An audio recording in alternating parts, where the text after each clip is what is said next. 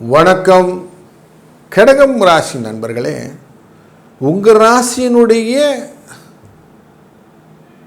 9ஆம் இடம் அப்படிங்கிற பூர்வ புண்ணியஸ்தானத்திலிருந்து சந்திரன் பிரயாணம் செய்து 12ஆம் இடமான விரயஸ்தானம் வரைக்கும் வரப்போகிறார்.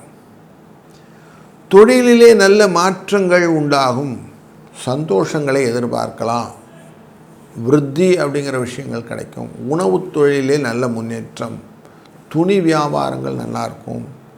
இதெல்லாம் உங்களுக்கு நல்ல விஷயத்தை காட்டுது. தன்னுடைய பார்வையாலே சூரிய சுக்கிர செவ்வாய் புதன் மேலே விழுவதனாலே குரு கடாட்சத்தை கொடுக்கிறார்.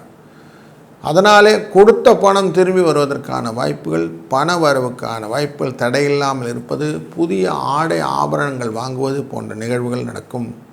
மருத்துவ செலவுகள் கட்டுக்குள் வரும். செய்த காரியங்கள் எல்லாம் நீங்கள் கரெக்டாக ஓவர் கம் பண்ணினே இந்த வாரம் சுபிட்சமாக இருக்கும். வாழ்க வளத்துடன்.